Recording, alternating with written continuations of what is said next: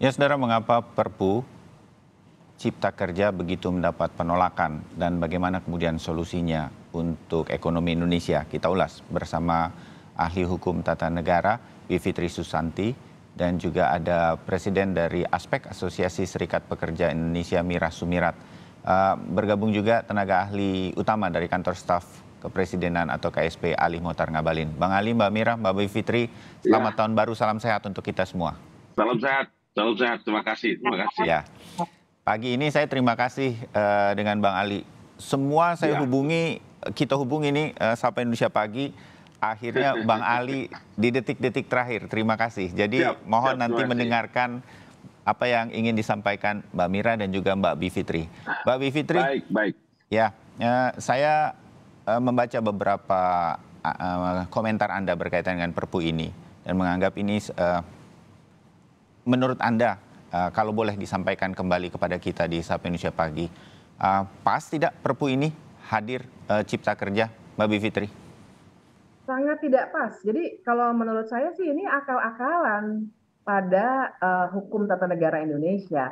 Karena kita bisa lihat pertama bentuknya, kalau saya kira substansi nanti Mbak Mira yang akan lebih paham tuh.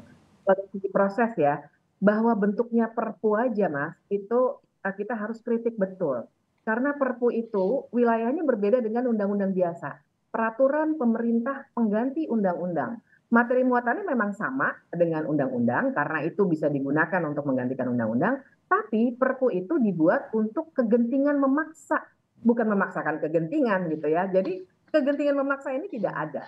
Dan kita harus ingat para pendiri bangsa ini ketika merumuskan pasal 22 Undang-Undang Dasar itu berpikir dalam konteks hukum tata negara darurat.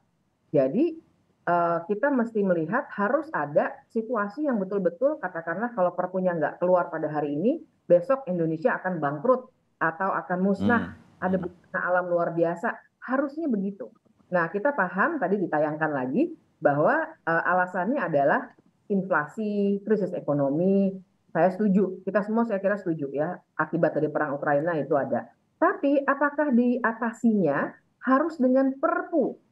Karena Perpu itu kan pemerintah keluarkan dulu sendiri, langsung berlaku Perpunya, dan kemudian nanti ketika DPR sidang pada masa sidang berikutnya, baru dibahas, disetujui atau tidak. Artinya apa? Pemerintah sendirian memutuskan sesuatu tanpa ada cek dari cabang kekuasaan negara lain, bahkan ada cek dari masyarakat. Karena artinya kan prosesnya tertutup, tidak ada pembahasan di Senayan, gitu ya. Oke. Kita harus lihat proses itunya dulu, yang saya kira tidak bisa dijustifikasi sama sekali. Bahkan saya harus tambahkan, kenapa saya bilang akal-akalan betul, dikeluarkannya hari kerja terakhir sebelum tahun baru. Di saat semua orang tidak ada yang tahu, moodnya mood tahun baruan, tiba-tiba keluar dan draftnya saya carinya aktif sekali sampai ke setnek, saya telepon segala macam, tidak ada sampai malam tahun baru. Jadi itikat buruknya yang ingin saya soroti, karena tidak tepat untuk mengeluarkan kebijakan yang mengatasi krisis ekonomi yang mungkin akan kita hadapi minggu depan, 2 minggu lagi, tapi tepatkah untuk mengeluarkannya dalam bentuk Perpu yang tidak ada pembahasannya sama sekali? Oke, ditahan ya Mbak Bivitri. Nah, nanti saya minta tanggapan Bang Ali. Dari sisi kontennya atau isinya, Mbak Mira, Aspek juga banyak melakukan, ada beberapa hal yang Anda sampaikan yang mungkin bisa diulangi pagi ini. Mengapa Aspek juga menolak Perpu Cipta Kerja ini, Mbak Mira? Ya, awalnya ekspektasi kami adalah Pak Jokowi mengeluarkan Perpu itu untuk membatalkan Undang-Undang Cipta Kerja Omnibus Law karena memang hasil uji materi di Mahkamah Konstitusi itu kan baru uji formil, belum masuk ke materi gitu loh. Ya. Artinya materinya itu masih belum dibahas. Nah, maka dari itu ekspektasi kami awalnya itu, atau Pak Jokowi membuat Perpu yang isinya sama dengan Undang-Undang Ketenagakerjaan sebelumnya, yaitu Undang-Undang 13 2003. Sebelum ada Tapi Cipta Kerja. tapi kami sudah menganalisa dan membaca, membandingkan juga, ternyata isi Perpu hanya copy paste daripada Undang-Undang Cipta Kerja Omnibus Law. Ya. Maka dari itu tidak ada perubahan yang signifikan gitu loh. Malah terkesan kayak abu-abu, dan malah banyak juga yang sangat dikurangi, yaitu salah satunya adalah pengurangan jam hari libur ya, harusnya 2 kali dalam sepekan ini menjadi 1 kali, makin berkurang saja gitu loh. Dan bagi kami ini menjadi sebuah dugaan-dugaan kami ada apa, menjadi, keterdesakan Pak Jokowi ya, pemerintah untuk mengeluarkan Perpu ini. Dan semuanya ya, semuanya itu tidak ada yang bermanfaat bagi kami para pekerja buruh gitu Mas Bayu. Ya, oke.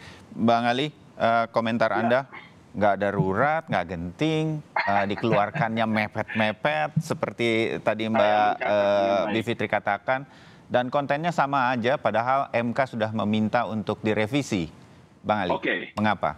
Saya mencatat dengan baik ya, terima kasih untuk Mas Bayu, kemudian Adinda Kumira sama Mbak Yu Bivitri. Salam dan doa di tahun 2023 selamat tahun baru.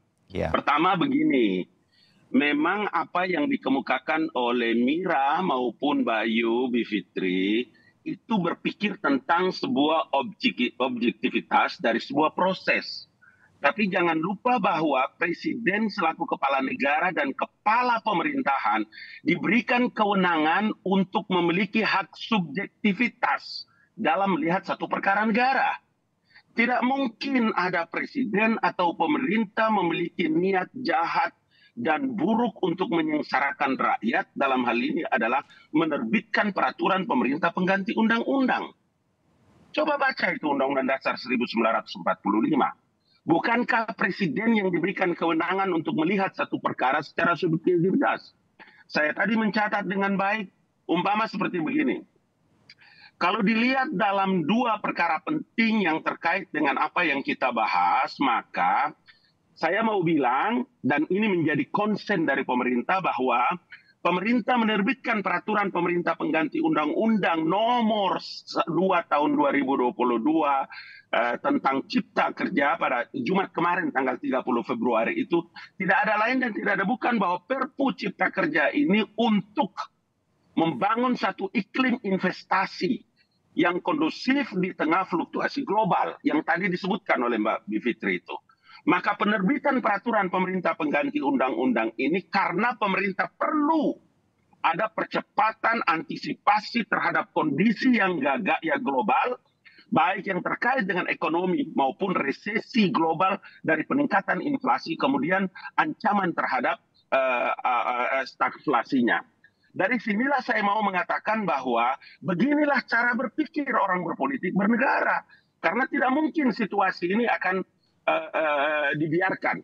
Kemarin pada waktu kita membahas tentang Undang-Undang Cipta Kerja ini, saya terlibat langsung, bukan? Kita berdiskusi cukup panjang.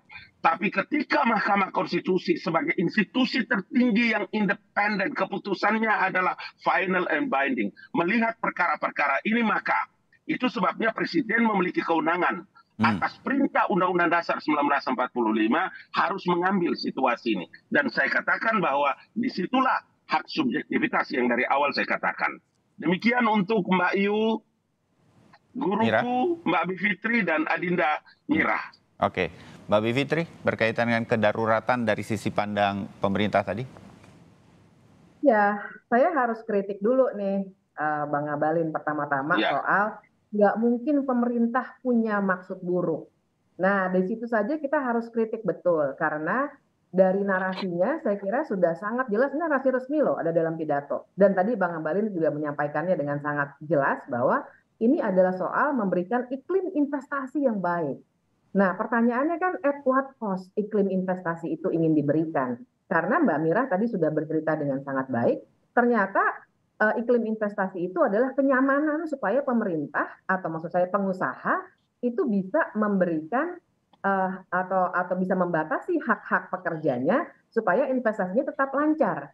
Itu satu tuh. Kemudian yang kedua, kalau dikatakan hak subjektif presiden itu betul bahwa namanya Perpu itu pasti hak subjektif presiden. Tapi hak subjektif presiden itu kan harus ada batasannya. Karena kita ini negara hukum. Justru tadi saya sempat katakan di diskusi yang berbeda bahwa justru hanya negara otoritarian yang presidennya mau apa itu dikeluarkan tanpa ada cek dari lembaga legislatif maupun masyarakat. Itu khas negara otoritarian. Jadi Saya kira ini bukan, kalau etikat baik, itulah ukurannya atau itulah pijakan dasarnya mengapa konstitusionalisme itu dibangun gitu. Karena hukum tata negara harus selalu memikirkan ada hal-hal yang harus dibatasi, pembatasan kekuasaan yang berlebihan harus dibatasi, makanya ada DPR, ada masyarakat, Pak, pembahasannya. Nah, ini yang sudah dilangkahi. Jadi kita mesti masuk di situ dulu, Mas Bayu. Oke. Saya ingin menambahkan sedikit dari Mbak Mira berkaitan dengan apa yang disebut sebagai penolakan dari Perpu Cipta Kerja ini. Mbak Mira, apa yang kebetulan nih kan lagi ada Bang Ali Mohtar, apa yang ingin disampaikan dan langsung saja keberatan-keberatan dari aspek terkait dengan Perpu Cipta Kerja ini?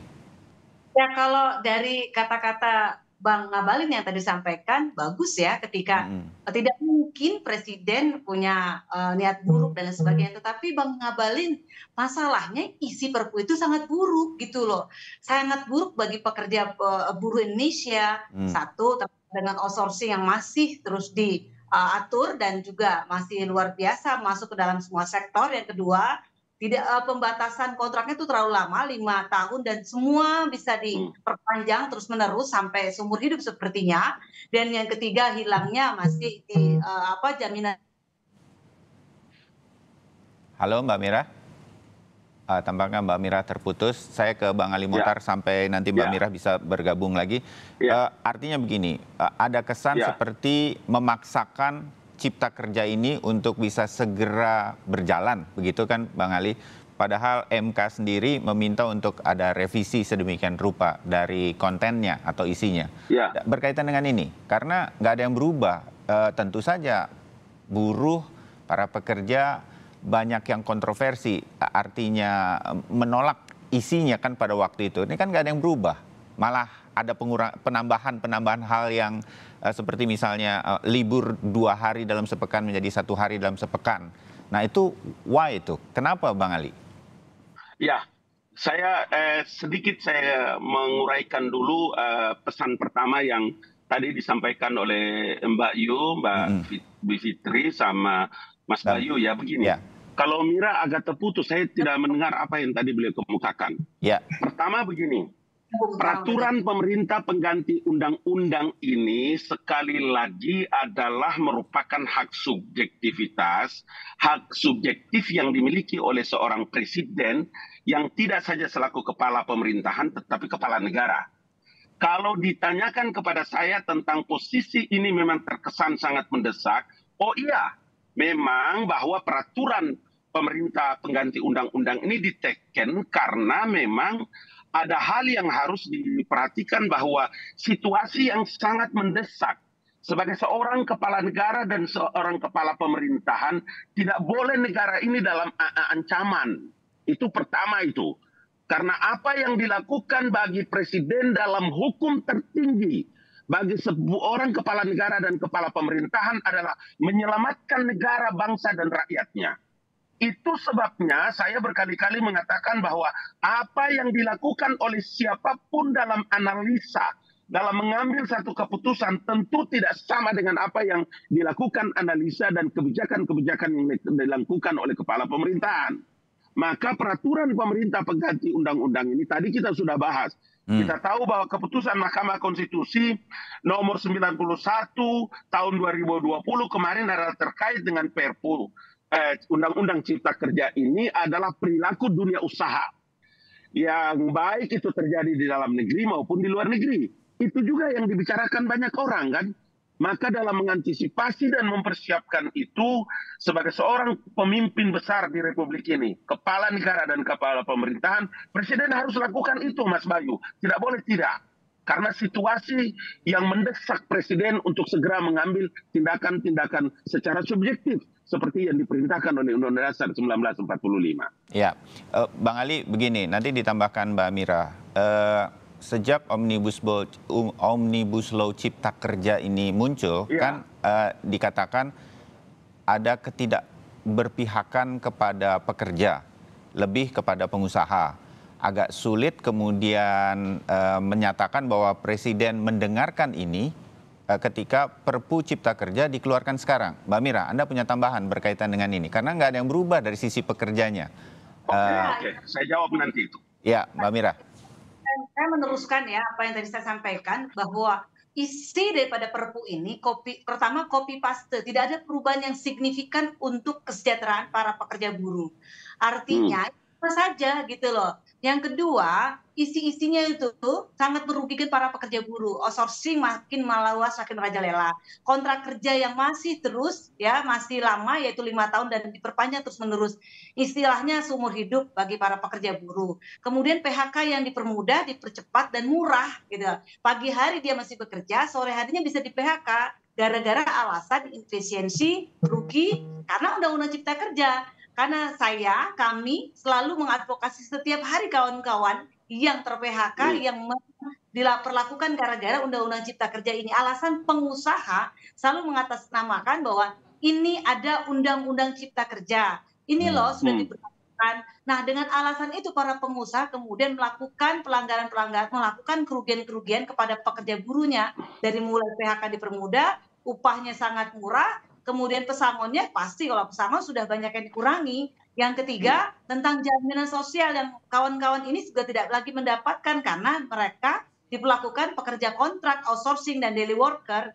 Dan kemudian masih catatan lagi nih, kawan-kawan ini sudah dikurangi juga nih dari sisi liburnya, dari 2 hari dalam pekan menjadi 1 hari, dan dihilangkan lebih panjang. Artinya ini luar biasa merugikan, dan kalau dikatakan Pak Jokowi mengatakan tidak akan memperlakukan secara buruk, tetapi faktanya, kenyataannya Perpu ini sangat buruk bagi para pekerja buruh. Oke, Bang Ali, saya akan segera melempar ke Anda, tapi saya harus jeda sebentar. Kita segera kembali untuk melanjutkan obrolan kita pagi ini.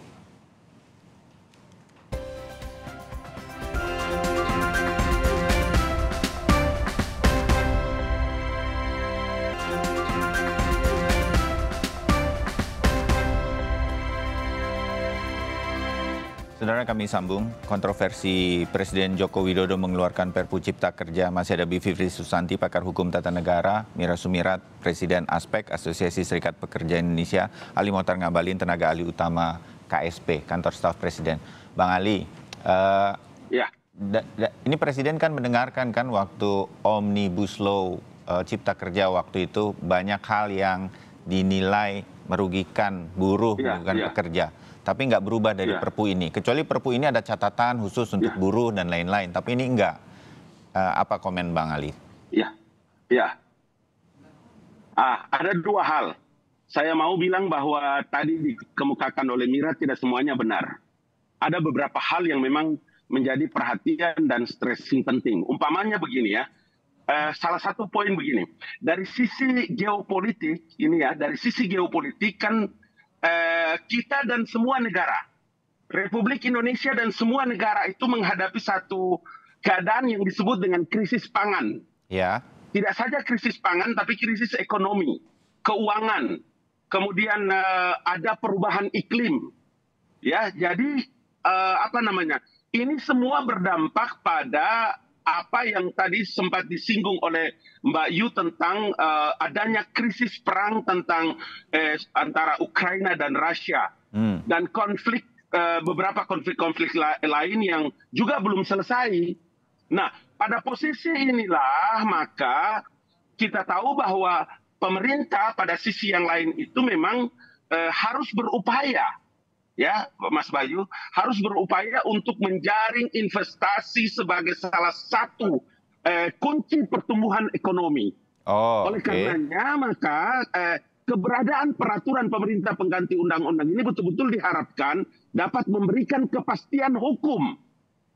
Saya kira Mira pasti setuju dengan saya. Ini pada poin yang saya bilang bahwa apakah kita memilih teman-teman, para pekerja, buruh-buruh itu dalam status dan masalah-masalah hukumnya dengan tidak ada kepastian hukum, atau dengan Undang-Undang Cipta Kerja, atau saya sebut dengan peraturan pemerintah pengganti undang-undang ini adalah memberikan kepastian hukum, termasuk bagi pelaku usaha. Makanya kemarin Pak Menko, Pak Airlangga, Menteri Perekonomian itu pada Jumat kemarin itu kan menyampaikan bahwa Presiden telah berbicara dengan Ketua Dewan Perwakilan Rakyat Republik Indonesia.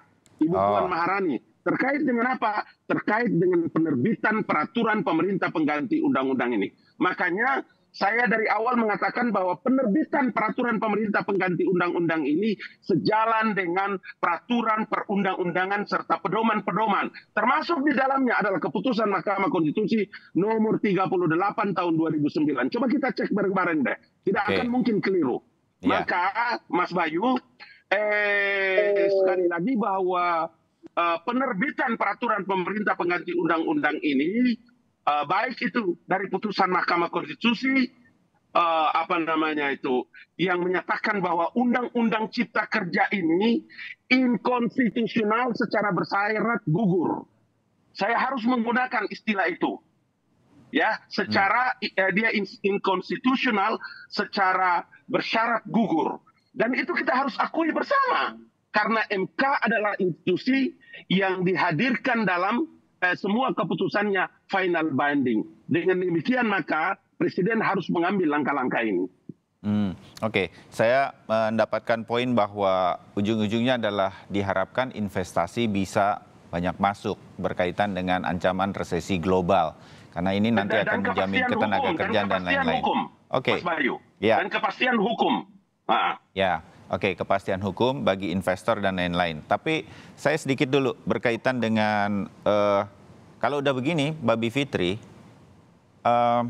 apa yang diminta oleh Mahkamah Konstitusi untuk ada revisi dalam 2 tahun, kalau saya tidak salah, dari Omnibus Law Cipta Kerja, apakah ini jadi batal karena Perpu ini muncul, atau tetap harus dilakukan pemerintah, dan apa yang bisa dilakukan supaya masukan-masukan dari Mbak Mira dan kawan-kawan, dari para pekerja, dari para buruh bisa tetap masuk. Bisa jadi, ini dalam bayangan saya, Perpu ini muncul untuk masuk investasi, tapi pasal-pasal yang lainnya masih bisa dibicarakan atau tidak? Gimana itu dalam tata negara, Mbak Bivitri? Pertama, gini dulu deh, saya harus menjernihkan supaya kita semua terbuka pikirannya. Sebenarnya ini yang disebut dengan autocratic legalism. Legalisme yang punya ciri-ciri otoritarianisme. Jadi kalau kita mau berdebat misalnya, apakah betul Presiden bisa mengeluarkan Perpu? Betul, betul.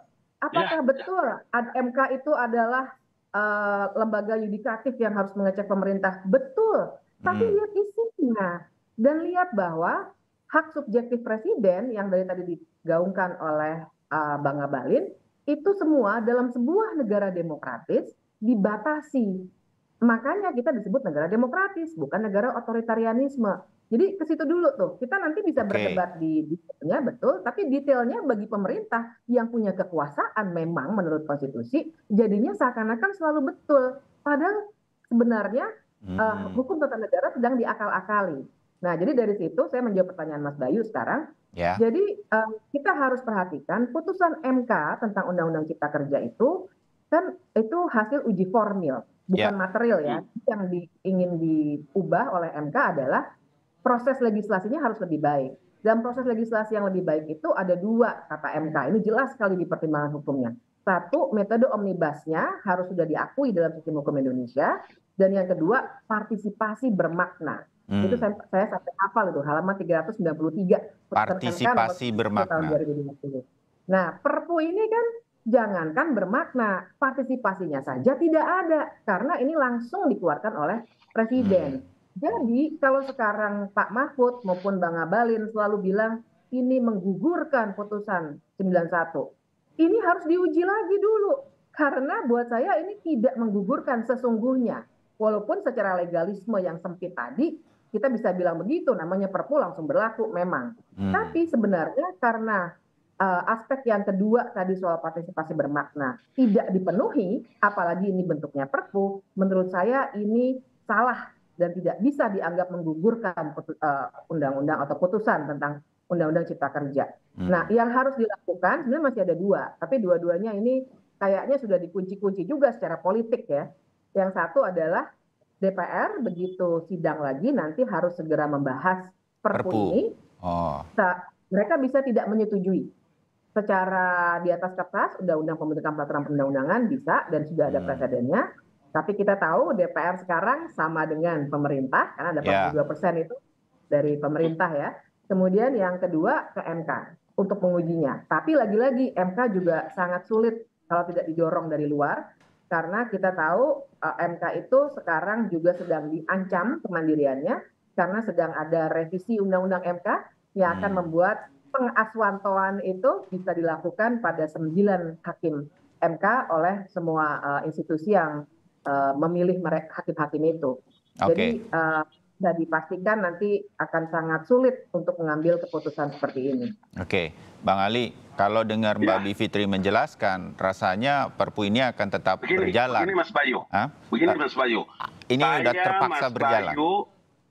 Saya, Mas Bayu, Mbak Yu Bivitri, sama Adinda Kumira, kita mesti berpikir secara positive thinking.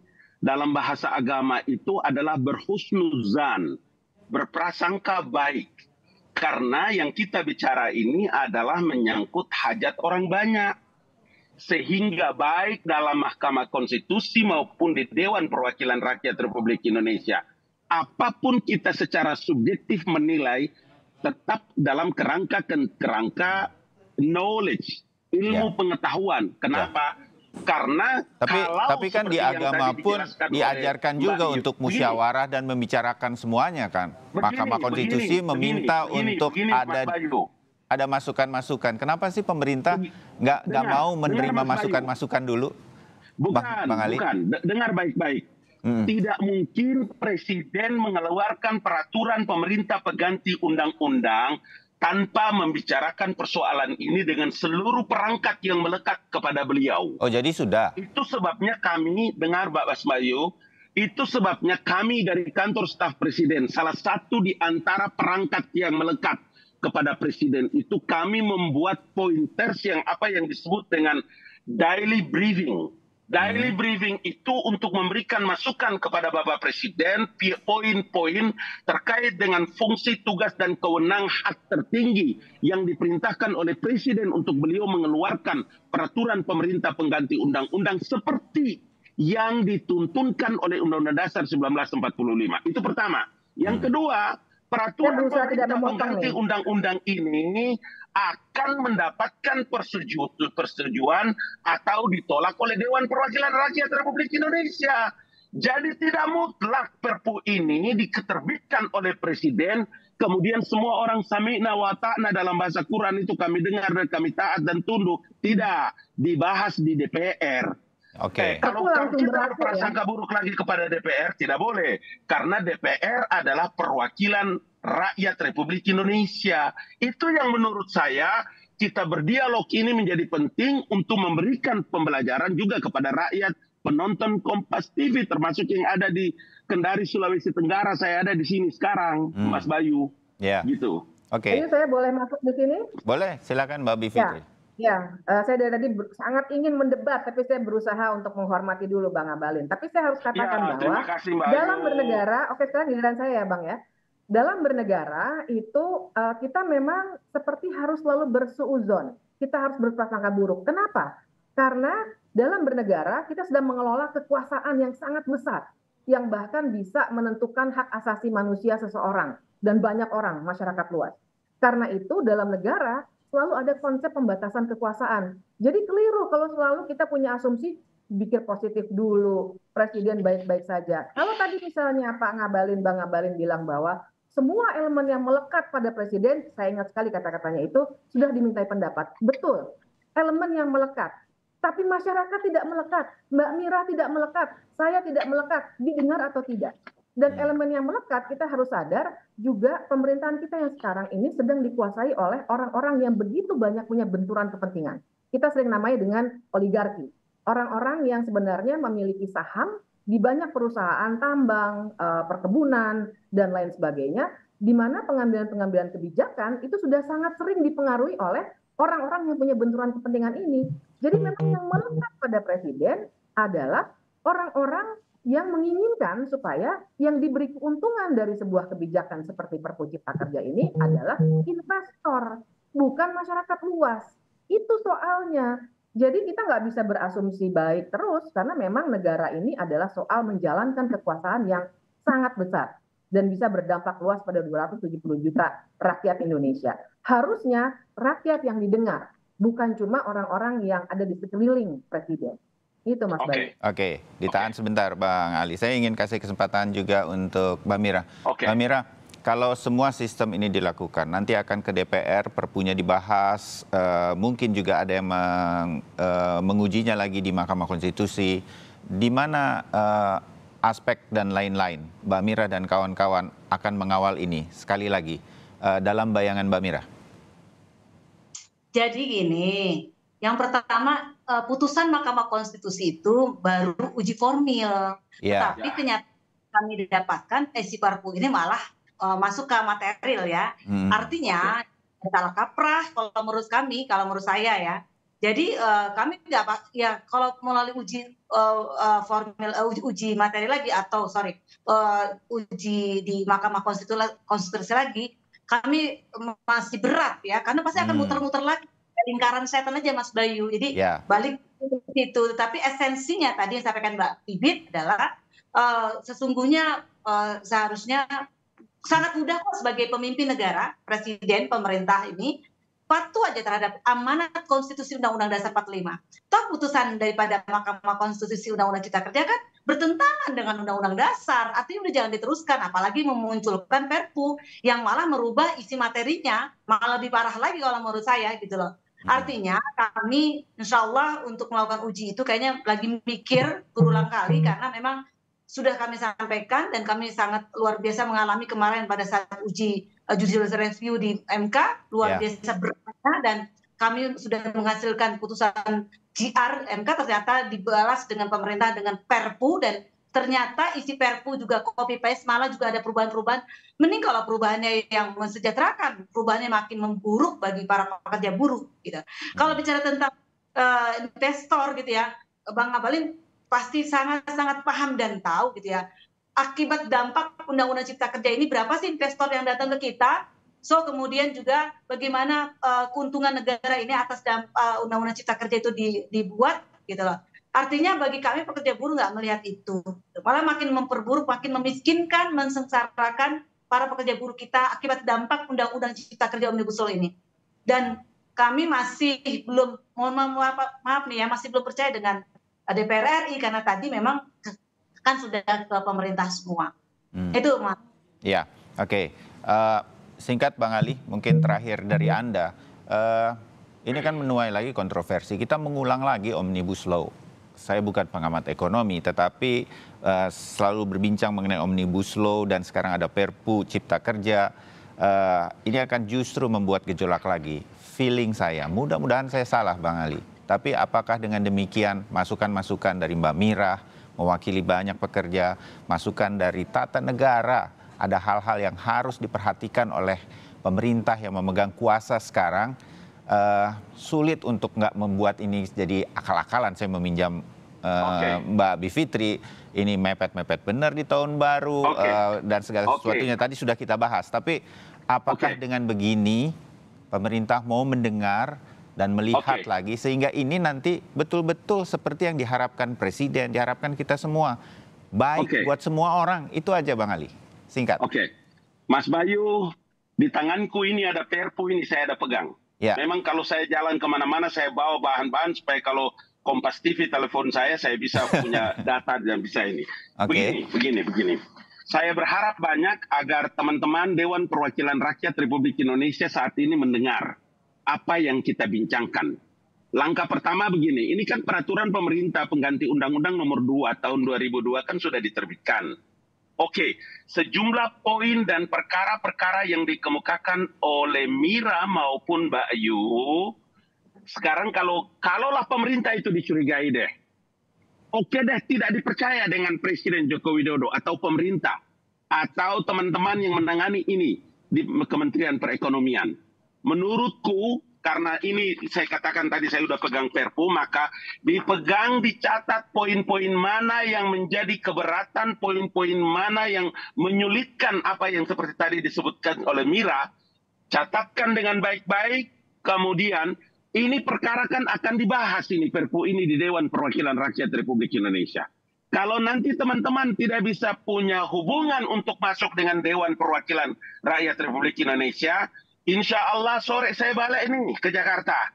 kita jumpa, saya menjadi orang terdepan untuk mengantarkan ya Mira dan kawan-kawan, atau juga mungkin Mbak Yu sebagai seorang ilmuwan, kita diskusikan, kita bicarakan agar semua poin-poin yang tadi dibahas dan dikeberatkan itu dibicarakan dengan Dewan Perwakilan Rakyat Republik Indonesia. Kasih satu poinnya atau satu kopinya sama saya. Mari kita bicarakan untuk kepentingan bangsa dan negara dan rakyat Indonesia. Lebih utama lagi, tadi adalah komunitas teman-teman buruh di seluruh Indonesia. Supaya apa? Supaya kita tidak boleh saling mencurigai. Kita tidak boleh saling berprasangka buruk terhadap keputusan-keputusan yang mendatangkan kemaslahatan bagi kepentingan rakyat dan negara ini. Itu poin saya. Terima kasih. Baik. Nah, saya tutup di sini dulu karena saya meyakini ini masih akan berlanjut. Jadi kita bertiga, berempat bersama saya mungkin masih ketemu lagi untuk membahas perkembangan ini. Insya Allah. Ya. Doakan saya tiba di Jakarta dengan selamat dari Kendari, Sulawesi Tenggara. Amin, mudah-mudahan. Dan mudah-mudahan diskusi-diskusi ini lewat siapapun bisa mengalir, termasuk lewat Bang Ali Mohtar Ngabalin sebagai tenaga ahli utama di KSP. Kompas TV yang undang pasti saya orang pertama untuk hadir. Terima kasih. Terima kasih Bang Ali. Mbak Bivitri, Mbak Mira, kita berlanjut lagi. Saya meyakini untuk obrolan pagi ini, saya terima kasih untuk wawasannya. Selamat pagi, salam sehat. Terima kasih Mira. Terima kasih. Assalamualaikum warahmatullahi wabarakatuh.